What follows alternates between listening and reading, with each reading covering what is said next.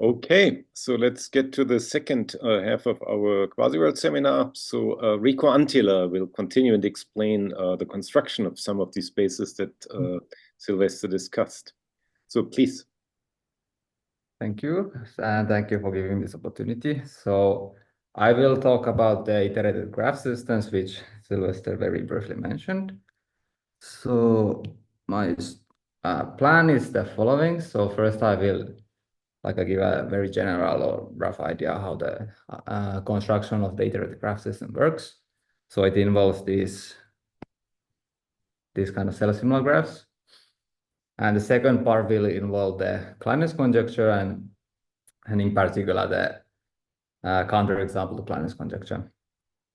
And then as much I have time or until I run out of content, I will give some little bit more details about our construction or the properties and some computations. Okay.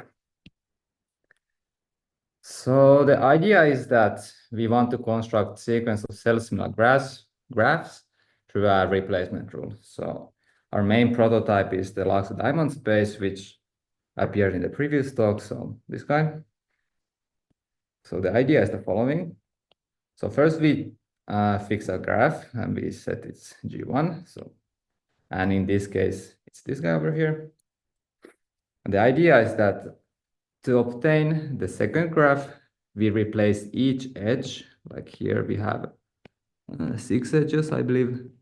Each edge is replaced by the first graph. Let's see if I can draw it like this. And this.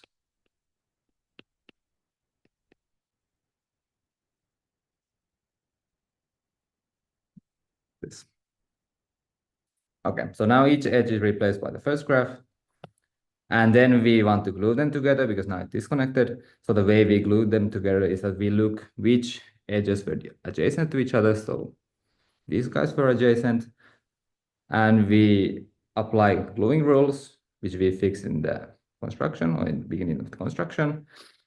And the way we glue them together in this particular example is that we glue these guys together. There is a missing one. Anyway. Okay, so this gives the graph, the second graph over here. And then to obtain the third graph, we do exactly the same. We replaced each edge. In particular, in this case, we have a lot of edges. We replaced all the edges by this first graph. And we obtain the third graph and glue them together by the gluing rules and obtain the third graph and so on, so on, so on. We obtain a sequence of, or infinite sequence of self-similar graphs. Okay, this is the idea. Okay. Okay, so here we have a kind of a cutscene from a movie or cutscene from a Star Wars movie. So here I draw a bunch of different kinds of examples. So in the first one over here, here the first graph is obviously this guy, and the gluing rules in this case is that we glue together this point and this point, so which is seen over here, for example, and we also glue this point and this point together. So in the previous example, we had only one gluing. In this particular example, we have two gluings. So in the first, on the second guy, we glue this guy to this guy and this vertex to this vertex, and we have obtained that this kind of self-similar graph. Sorry, excuse me, question. Yes. Does it make any difference if you flip, like in some place, instead of you glue the top to the bottom instead of the top to the top? You mean like this to this? Yeah, and then likewise for the other. This is symmetric with respect to like this. You can flip these together. It's symmetric with respect to this kind of. Right. In that case. So in this case, it doesn't matter. But you can like there is you can define it in many different ways. So but so wait a second, maybe it does matter because you don't just glue two. For example, in you glue four, right? I mean, doesn't this potentially make a difference then? I'm sorry, what do you mean?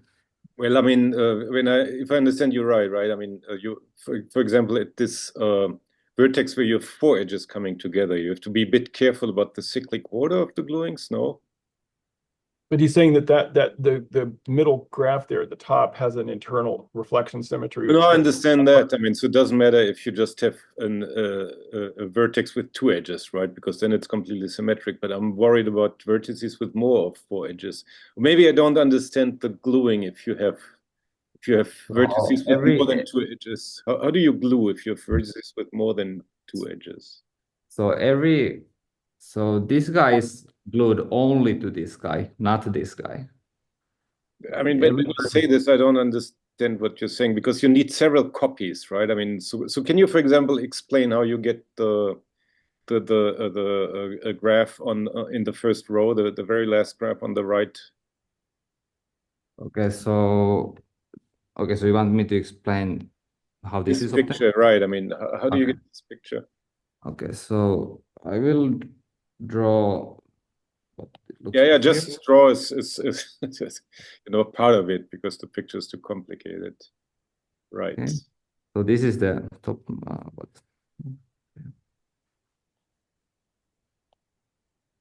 Okay, so here the gluing glues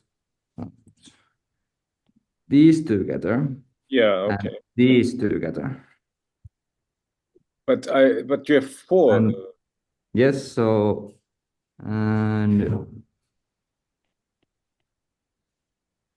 so here we glue these together, and also it's already getting very messy, Yeah, I see.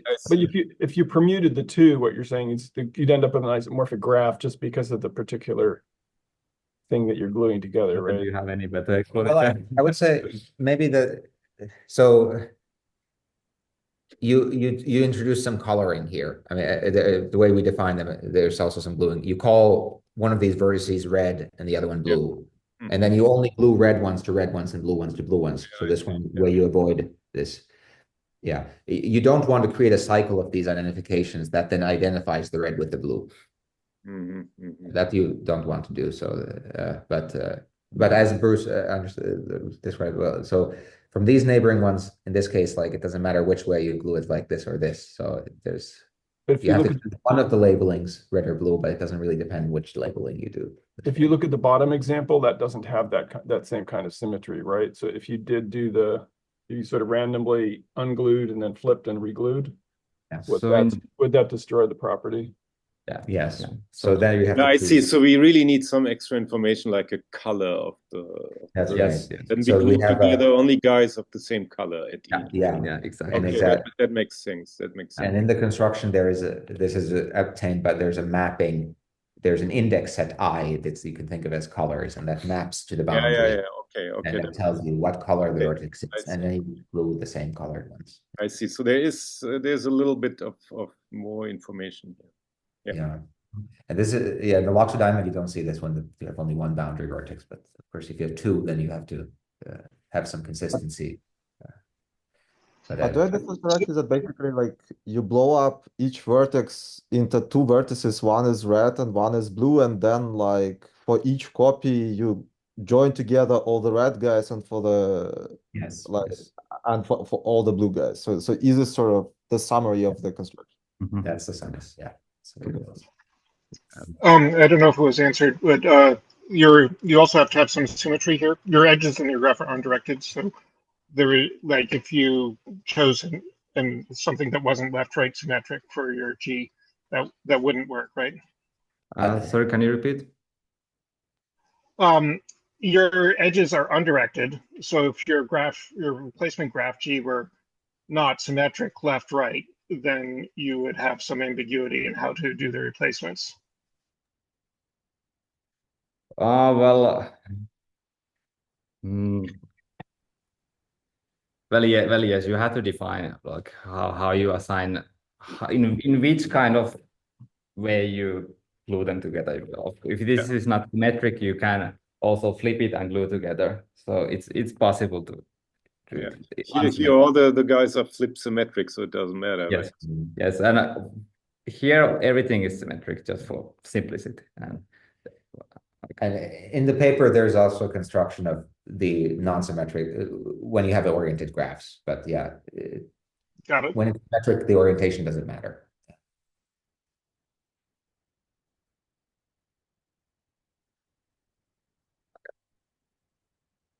So any more questions?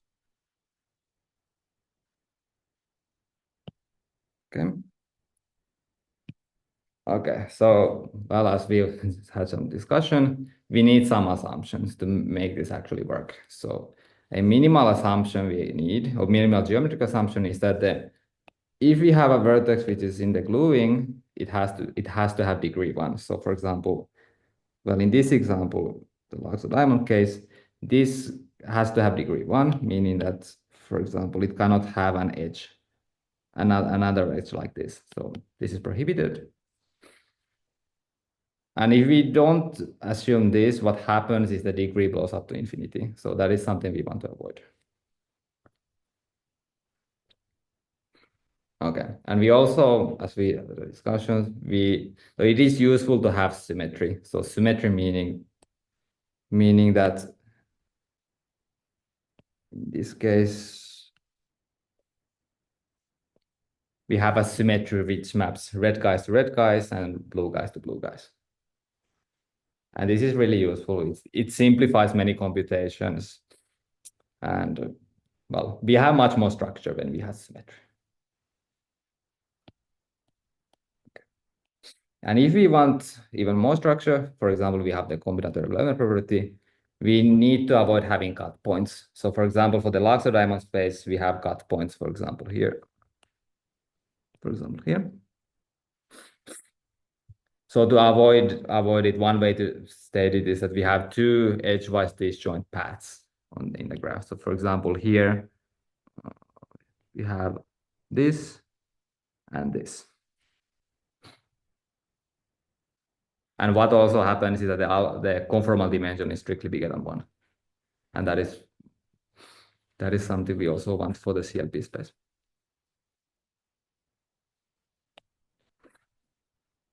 Okay, so I think this concludes the first part of the introduction of the general construction. So any questions right now? After this, I will move on to the Kleiner's conjecture.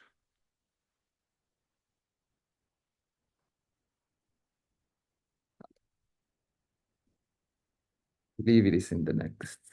Sorry, no, I'm sorry. So yeah, so we also want to have some kind of limit structure also. So meaning, well, anyway, so we have a constructed sequence of self-similar graphs. So we take a limit by first introducing some kind of scaling parameter. And usually this is obtained by measuring how far away this left side to right side is. In this case, I believe it's 4. 1, 2, 3, 4. 1, 2, 3, 4, yes. So in this case, the scaling parameter is 4. And the limit space is defined as a Gromov-Hausdorff limit of the scaled path metrics. So this is the path, the discrete graph metric. And what we have in the end is a self-similar space, which is alpha regular with the Hausdorff's dimension through logarithm of the number of edges divided by logarithm of the scaling parameter. And what the reason is this exponent is that we have, in this case, we have 8 copies in the self-similar, 8 similarity maps where each has contraction ratio of 1/4. So in this case, the Hausdorff dimension is log 8 over log 4. Okay, I think in this picture, the self-similar structure is, you can see it quite well. So anyway, okay, so now I will move on to the Kleiner's conjecture. So does anyone have any questions?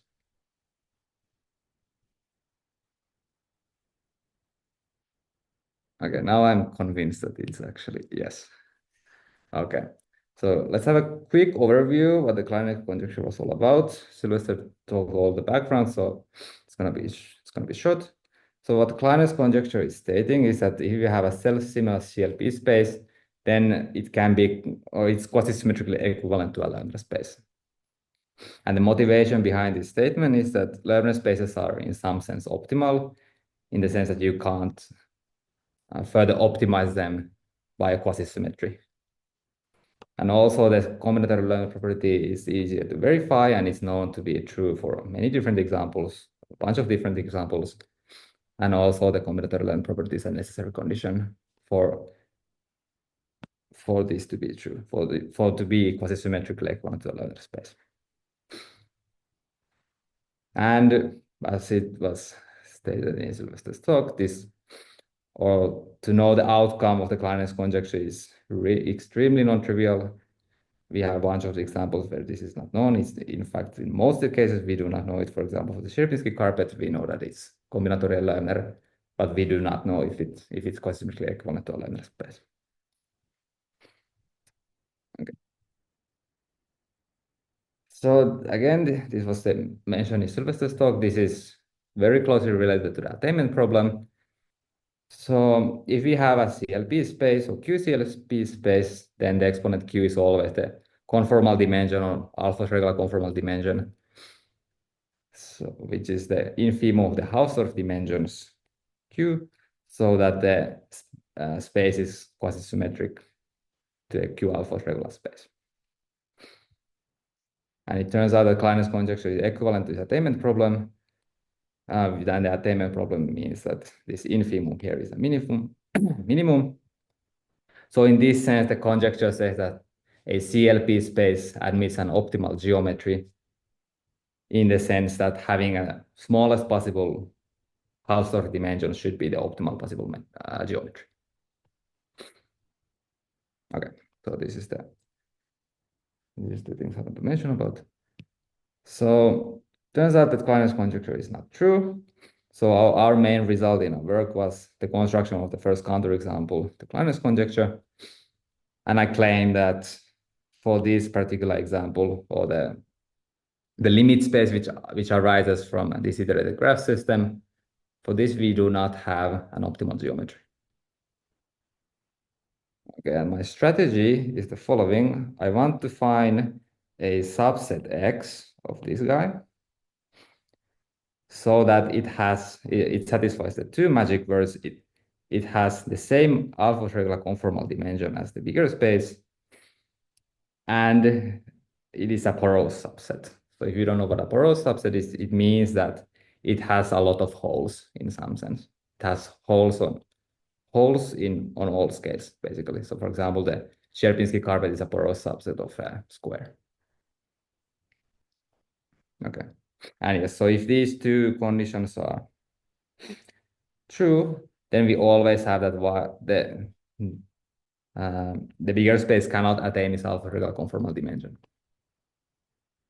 Okay, so this is my strategy, and this is a general fact. This is not exclusive to our framework. Okay, so to achieve our goal, so follow our strategy. This is the bigger space, as I showed earlier, and this is supposed to be the subset. Okay, so maybe I'll write that this is the space X and this is the space Y.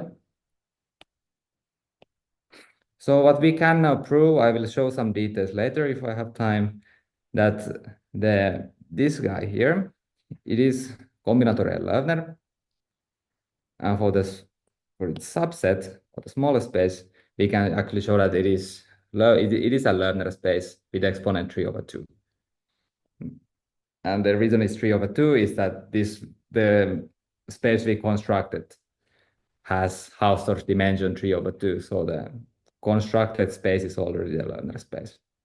And because it is a 3/2 Loewner space, then its alpha regular conformal dimension is necessarily 3/2. And I think you can believe that if we have a natural way to map this to here, so it's just kind of taking just a subset, but the metrics are defined differently, so it's a bi-ellipsis embedding. And to see that the embedding or the image of this embedding is a porous subset, I'll just look at that it has a lot of holes. So if we think this as a subset, we have holes here, here, here, and all over the place. So we have holes all over the place. So it is a porous subset, therefore.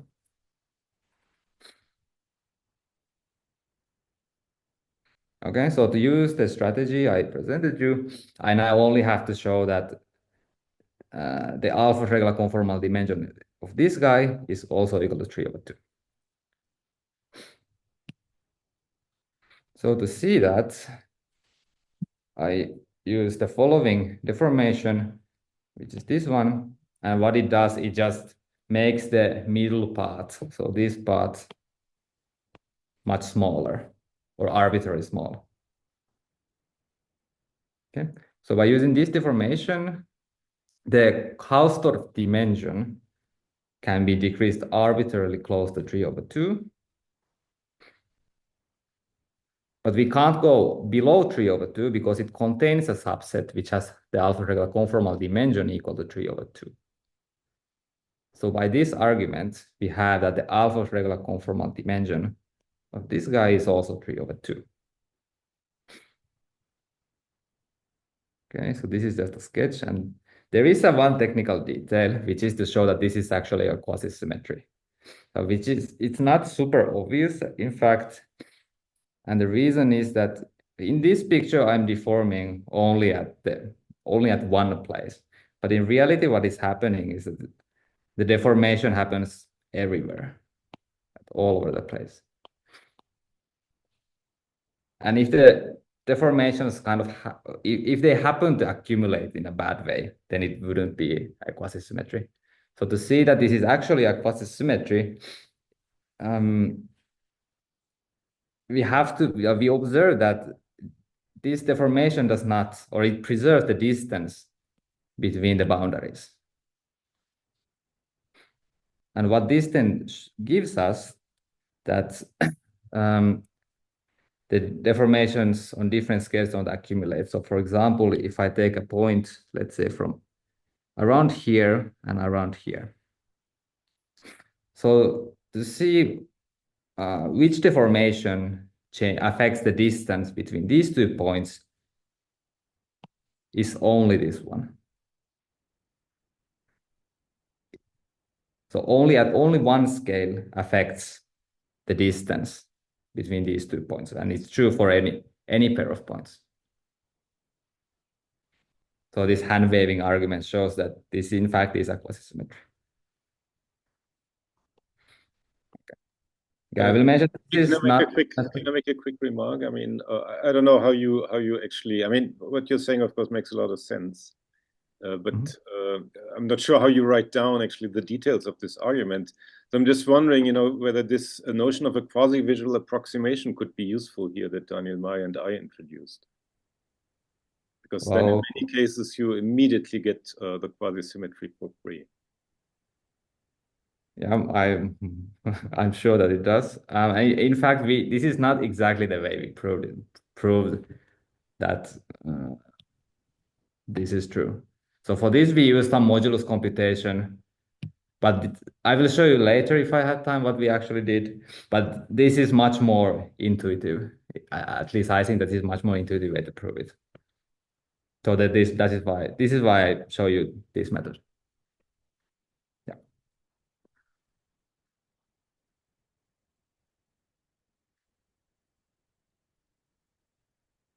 So I think this now concludes the proof. So by similar idea, we can come up with a bunch of different kinds of counterexamples by adding a so-called removable edge. So what removable edge should mean is that, well, it doesn't affect the distance between different sides of boundaries. So if as you can see, if we add an edge here, then it doesn't do anything about the distance between these 2. So in this cases, you always get a porous subset, right? Is that right? Yes, exactly.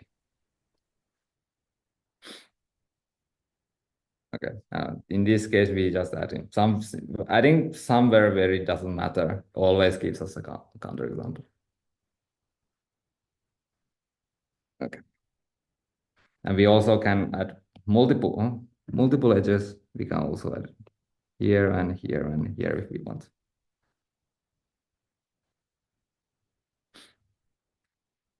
Okay.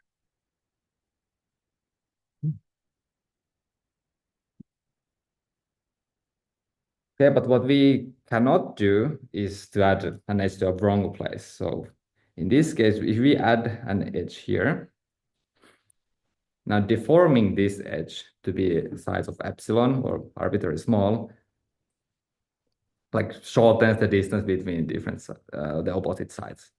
And what this then does is that it like the deformation the deformations accumulate. So then so it is not a quasisymmetry anymore.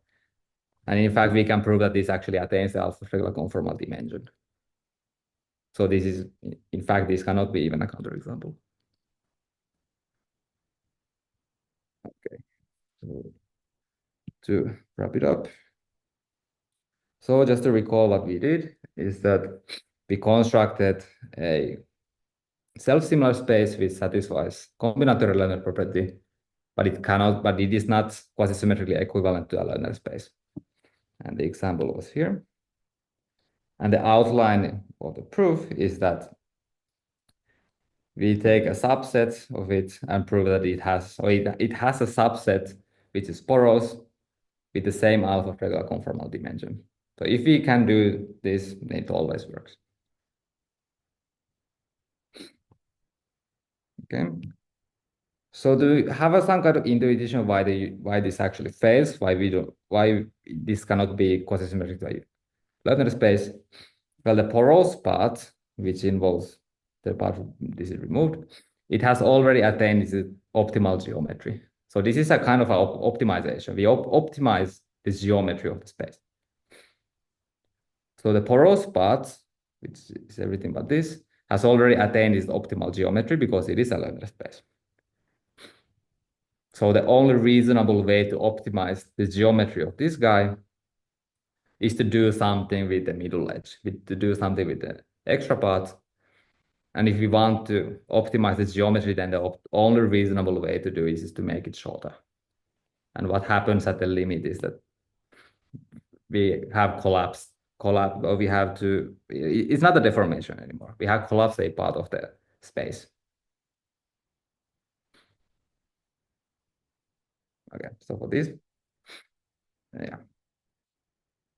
Okay, so I think this now concludes the part involving Kleiner's conjecture. So any questions? Yeah, I have a question.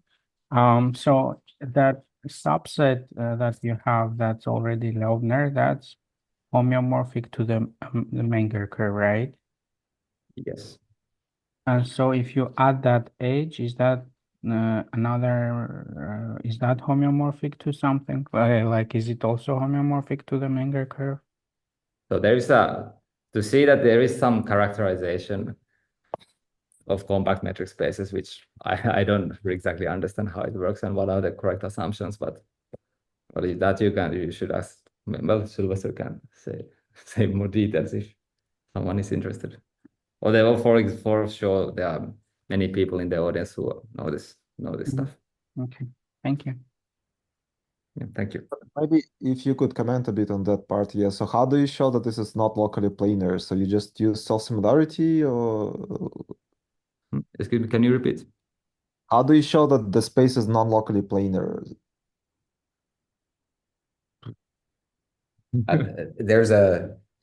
Since you're always doubling this boundary, if you do a few stages of it, it's pretty easy to see that there's always a forbidden subgraph. I mean, so yeah, it's not very trivial to do, but this doubling. So the Loxo diamond, when you don't double the boundary, it is planar. That's what visibly sees. But okay, so when you have this, I mean, as you see from these pictures, these graphs are not planar. This doubling causes them to not be planar. Right. And yes, there's a K33 there already. Yeah, isn't that a K33? Yes. Well, but not right now.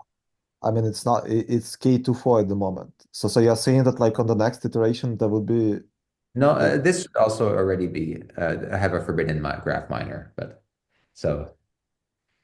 Where? Sorry.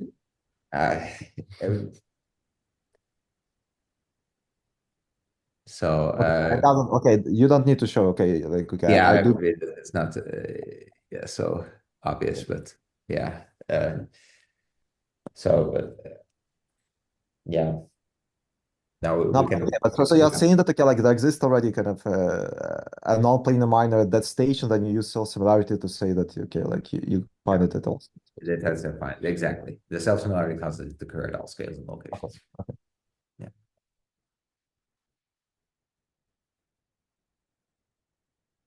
Okay, any more questions?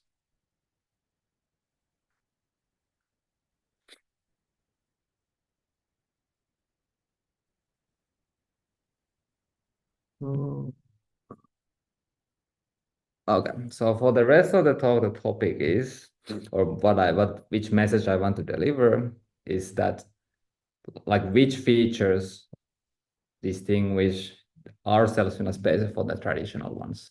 So why is this one so different from this? So why the Kleiner's conjecture for Sierpinski carpet is so much harder than for this? I'm not sure it is as exciting as the Kleiner's conjecture part, but let's see. So first of all, our self-similar graphs have a very fundamental geometric property, which simplifies basically everything, is that if we take a path from left to right, and by left to right, I mean from boundary to the opposite side, so from left side to right side. So if we take any such paths, we have a nice decomposition of it from to paths from left to right in smaller scales. So for example, here I have decomposed into four different paths, and each path connects in a smaller scale, left side to right side. And also here, in this other example, we have the same thing. So if the path starts wandering around, for example, if it would go like this and then come back, in that case, we take a part of the path. So not everything, just part of them. But anyway, we can do it in these examples. And this helps in the computation of modulus, and it also helps with construction of different kind of metrics in the conformal gauge. Okay, so if you wonder how it looks like on the Sierpinski carpet, or even in a square. So in the square, let's see. So in the square, we can do kind of like a diagonal movement. So we can do this kind of movement. So it doesn't necessarily connect anywhere the opposite sides. It can, yeah. So this is like the fundamental difference.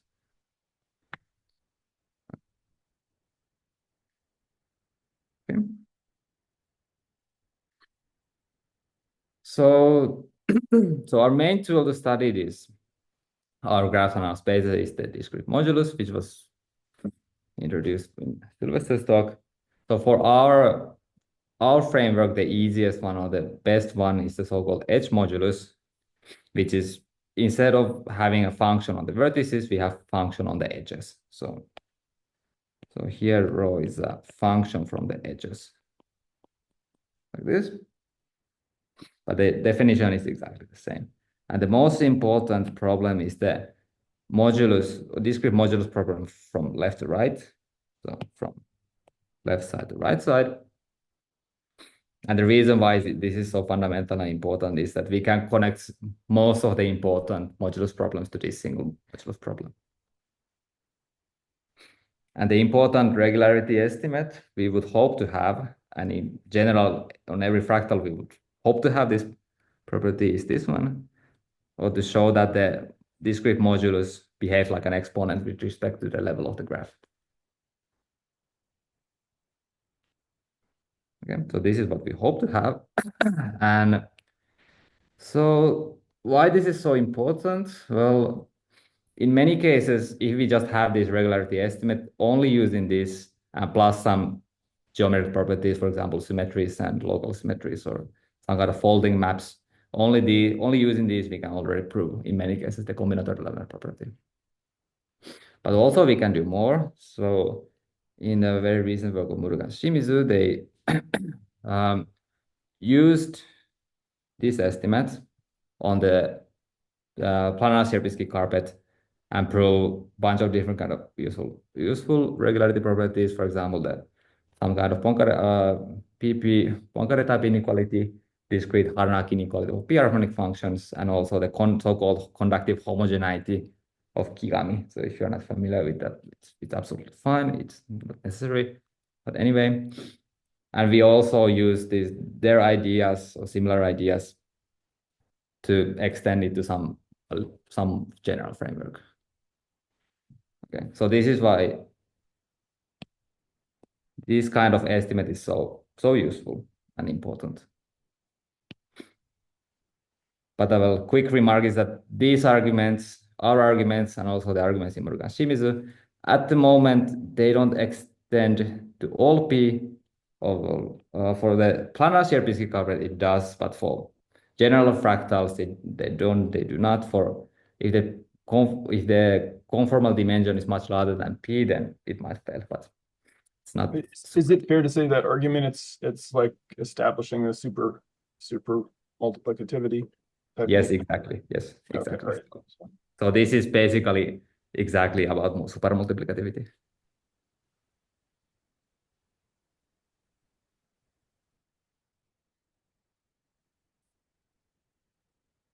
Okay. Okay, I have 15 minutes. Okay, so we want to prove this regularity estimate. So in our cases, it's actually surprisingly simple. So what we can actually do is that by taking the level 1 optimal density for the level 1 graph, so for this, let's say it's like this, then at the nth level, we have a really nice description of it. We have this kind of multiplicative cascade of it.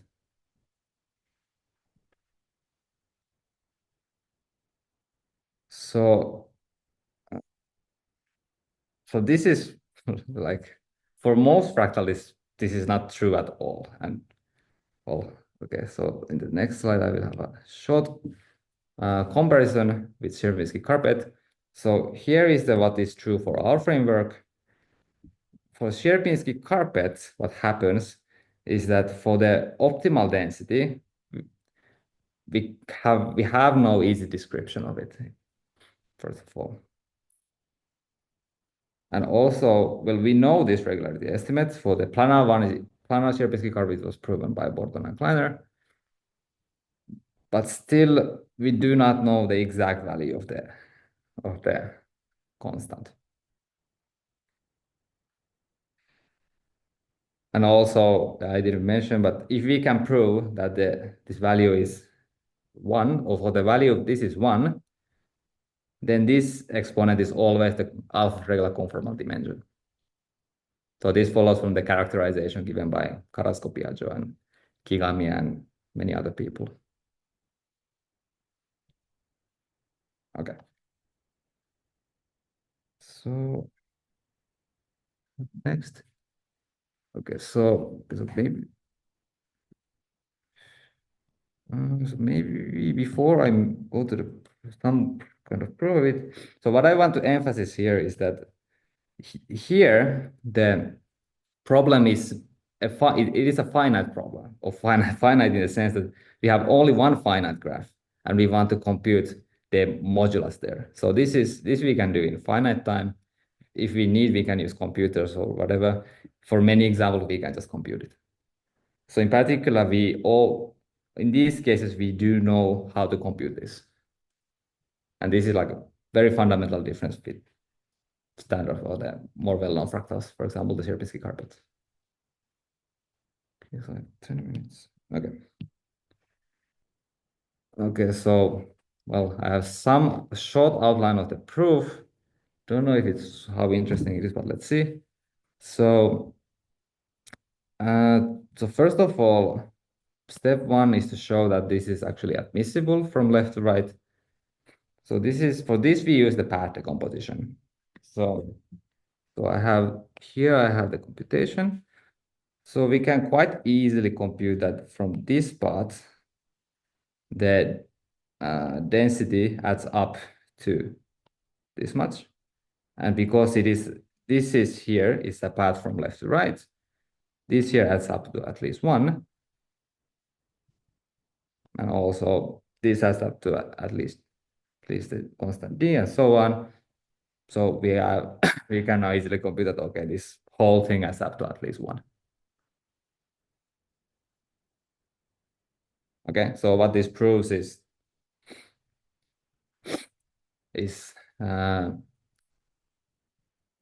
that because this density is admissible and it obviously has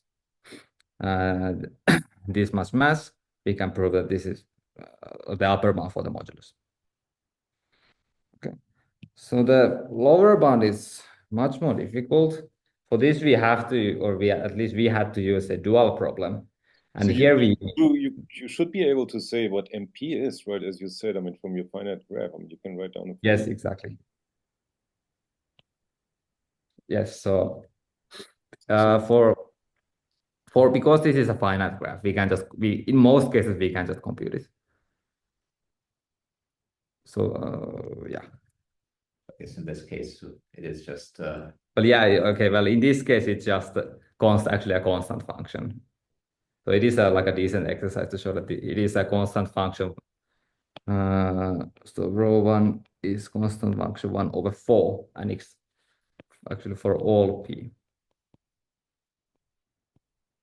See, but so P, I see. Okay. So, but then MP is something that depends on P, of course.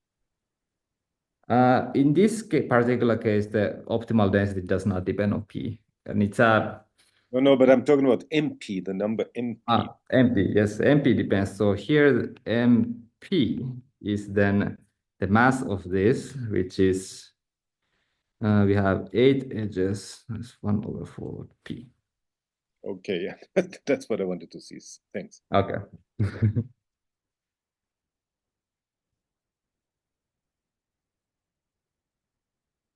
Okay, so for the second part is to prove the reverse inequality of this. So I will not go into too deep into the details. It's a little bit technical, but we need symmetry.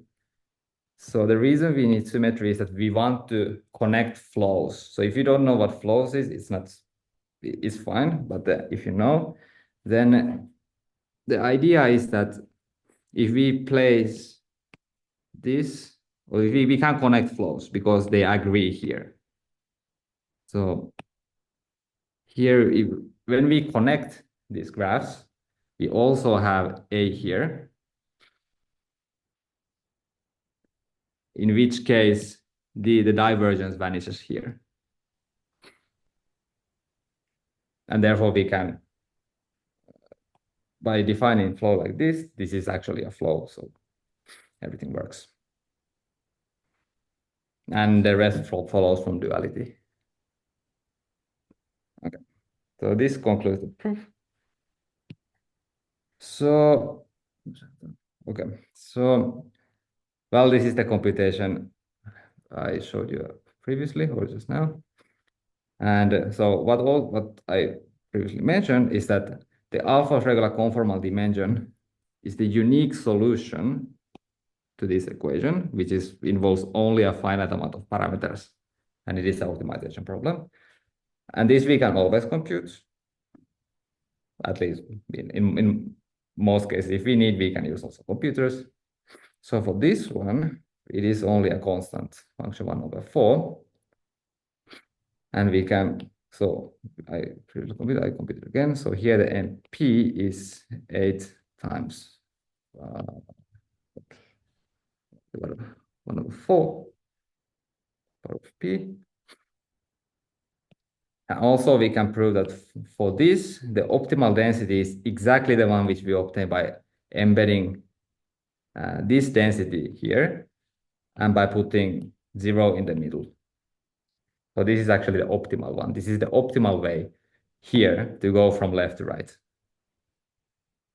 Okay, so from this kind of reflects to the fact that this part here is kind of unnecessary in the space. Okay, and this also gives an analytic proof for this part, which is a little bit technical with the geometric way I showed you previously, but this one is fairly easy. It involves only a finite computation. Okay. So may I make a comment here? So in some sense, you're constructing some kind of a canonical height function, right? I mean, isn't this also something that Bruce used with Giga? Didn't you also do something like this, Bruce? Yeah. And maybe it's another remark here with Andrea and Jeff, right? So we studied maybe this is getting a little bit ahead, right? But so if you have a PI space, then you can do a kind of metric differentiation. And if you, for almost every point, if you blow up, right, you end up with something that's a PI space but you can also blow up an Alberti representation, and you can also blow up your Cheeger coordinates. And so what you end up with in the limit is something that has a particularly nice Alberti representation, which is supported on geodesics, and then you also have the Cheeger coordinate that blows up, and all the structure fits together nicely. So you can kind of think about how that would have to be compatible with your graph structure here, as a potential source of additional constraints, right?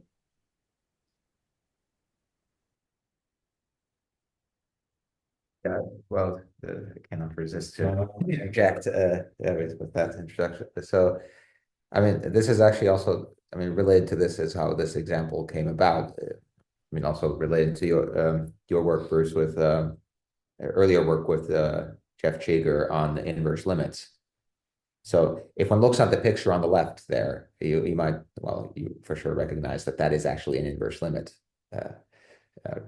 So we give a different description with this graph, but it's still, yeah, it is a construction of an inverse limit. The space on the right, on the other hand, is not. It fails the axiom because this central edge. So the first time I drew this picture on the board, the first thought was that, well, this is illegal because it's against the axioms of, but then I thought for a second longer, then I realized that, well, yes, it is illegal for inverse limit axioms, but it's precisely what is needed to contradict this phenomena. So, I mean, here also, I mean, you use a lot of these, we use a lot of these analogies. So, I mean, there is kind of a nice Alberti representation here, but it's just supported on the porous subset, and this height function is collapsing this central edge. But so we don't use them to construct the analysis so much, but we use them to say that this is not equivalent to Loewner, because this is kind of the only thing you can do there. Yeah. So in some sense, your argument also constructs what should, well, you inductively are constructing a measured path family, right? Isn't that another way of talking about the flow? So that's it's right. Like a discrete, compatible, some sense compatible system of discrete versions of Alberti representations. That's right. That's yeah. And also this edge in the middle, it's a little bit reminiscent. It's like there's supposed to be a height function here, but I mean, if you blew this thing up, you had a height function, it would be something with constant norm gradient, right? Yeah. It says harmonic constant norm gradient, but here it would be dead zero on some open, I mean, the gradient would be dead zero on some open set, which is also kind of fishy, right? Exactly. Yes. This is a very good summary of this.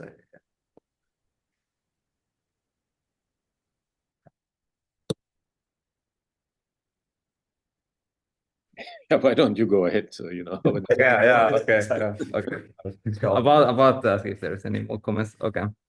So so next one is the last slide. So just to have a summary. So for the iterated graph systems, the main advantage is the explicit computation of discrete modulus, which is a very unusual phenomenon for fractals. For Sierpinski carpet, basically everything related to explicit computation just doesn't work, or we haven't found any way, and it seems to be not even possible. But anyway, and this is like a reason to be, at least for me, these are reason to be excited about these examples. We can actually have practical examples where we can do some computation and we can actually figure out the hard problems for this. So these are like perfect toy models to study some questions which seems to be at the moment too hard for example, the Sierpinski carpet. And we have a bunch of different kinds of questions and ongoing work related to that. Maybe I have or me and Sylvester or someone else has can talk about it very soon. So, and this explicit computation, they allow us to use more straightforward approach to these challenging problems. So, and one of these problems was exactly the Kleiner's conjecture. So, yeah, that's everything I want to say. So, thank you for your attention. Yeah, thanks a lot. Let's thank the speaker here. If I can find this button.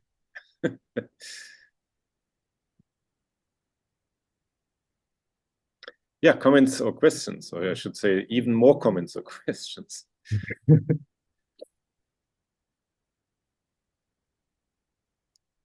Well, I'll give one comment. Try not to interrupt too many times during the talk. It's hard. But so Mario, what you said about this sorry, I'm blanking out now. It's a bit too late here. So what was the term again? Quasi for this quasisymmetry. So it's around here. Oh, the quasi-visual approximation. Yeah. Yeah, quasi-visual. Yes, thank you. Yeah, quasi-visual approximation. So yes, so indeed, yeah, as Riku said here, so this was not the argument that we used. We do indicate a sketch for this in the paper, but so we have currently another project where we're doing this carefully, and yes, this is one way of seeing that this is this yields. I think this is probably the fastest way, right? I mean, you almost, I mean, you can almost verify. I agree with this. So with the student, we'll have probably a direct argument for this, but yeah, because we don't want to introduce all this. Yeah, no, I understand, sure. But yes, for people who know the quasi-visual approximation, it's quite clear that this gives you, because I mean, you just construct a metric with this behavior, and then it's clear that on both sides you have a. Well, I mean, you get the coverings essentially from the edges immediately, right? That's right. That's right. But it's basically free then once you have this. So one could very much use this, but it's not too hard to see directly. I mean, you can show that these things are weakly quasisymmetric. Well, I mean, an obvious question here in view of this talk is, I mean, there should be some truth to Bruce's question, right? One way or the other. So the question is, what are really the right conditions to put to actually get a positive result, right? That's. Well, maybe I'll you can say so. There. Do you have any speculations about this? Well, that's it. Well, as we saw, the combinatorial Loewner property does not prevent from this happening. So this has to be somehow removed, but we have some examples, right, where this is. So the other you showed, yeah. Which one? This one? This one, yeah. What do you want me to say? So, well, in this case, okay, this does not. So this is what is it's some alpha specular, but it's not minimal. The metric that you get is not minimal, but it does attain its conformal dimension. So in this case, you are combinatorially Loewner, and you do attain its conformal. And actually, so in ongoing work that we're still working on, you can actually. So for this type of examples, you can characterize actually when the conformal dimension is attained and when not. And it's precisely when you look at the minimization problem and whether there's an extra edge or not. Yeah. Oh, that's the discrete modulus. Where is it supported, basically? So if it's supported on a parallel subset, then everything obviously fails by the same argument. But it's really hard to say, does this happen on a Sierpinski carpet or doesn't it? So sorry, is that the question whether the rho function is ever zero? Yes. Yeah, the optimal. Yeah. So that characterizes the attainment. But so this is ongoing work. So then, of course, some people here might see that. So writing this up right presently. So I guess one can sort of speculate, you know, like, well, where the modulus is zero, or the row, or the optimal row or something, that you can collapse. And, you know, maybe then for these spaces, I mean, at least you can ask, at least in your setting where you have, like, you know, good control about whether then, you know, the conjecture is true, right? I mean, at least that's, I mean, a question that one can ask, you know. I'm not. Is it the case that all of these examples are not planar? Or can you make them planar somehow? Or there are lots of diamond spaces planar, but all the interesting example, I think they are not. And so we can, you know, you can't find it inside the Sierpinski carpet or projections or anything. So yeah, at least right now we don't know such thing. Yeah. Okay, more comments or questions? I mean, you know, here you have something like some extreme thing that, you know, like the optimal weight on something is zero, right? And so I guess when you want to have something quasi-symmetric, right? So you always want to have, like, let's say, things that are neighboring have sort of comparable weight. But you could also kind of, at least conceivable, have an example where, you know, if you zoom in or something, let's say the ratio of neighboring weights, well, you know, the weights would never be zero, but, you know, like let's say the ratio of the weights would go to zero or infinity, whatever and, you know, that would probably also be, well, a problem, you know, in these sort of settings, you know. Yeah. Well, this is correct. So that's one, but there's actually even a worse thing that can happen. So this doubling property can fail. But so in this work of Nauta Kakajino and Mafa Burgan on the conformal walk dimension, which is a bit of a different problem in some ways, in some cases it's a bit easier. Well, it's still very difficult. It's phenomenal that they have been able to solve at least some cases of it.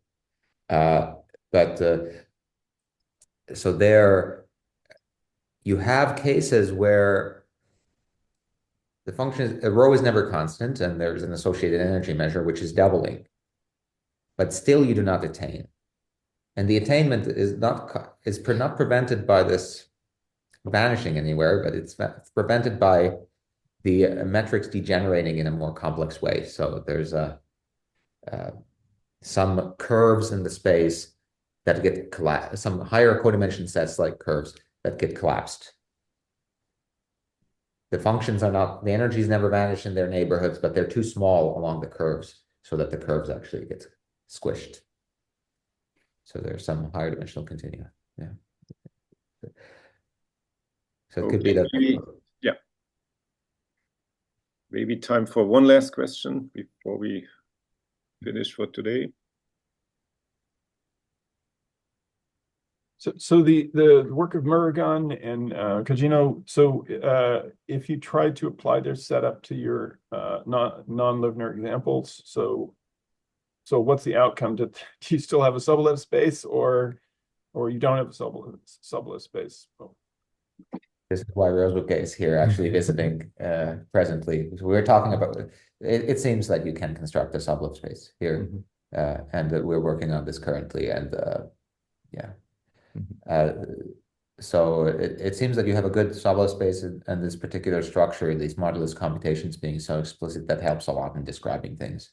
But so you still don't have, you still have bad behavior like these functions that are right. Yes. Are constant on open set, but you know. Yeah, you do get so at least, so I think like the example that's a counterexample to Kleiner is also an example where this conformal walk dimension is not attained. And there it's easier to see because you can construct, so what we've been working on is constructing an energy measure, and we can show that it vanishes. The function is constant half in the middle.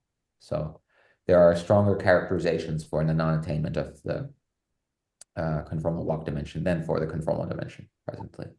But so if you have this kind of sublet space, right, they have, I thought they showed that right, you get, I mean, it's a reasonable phonics space that's separable and so on, but this, nonetheless, you're going to have this, yes, this kind of porous behavior for the energy measure, right? Yeah.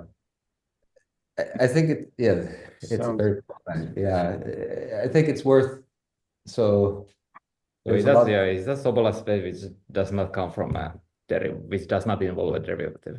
Basically, it's something completely different from N1P, for example. So, but anyway, yeah.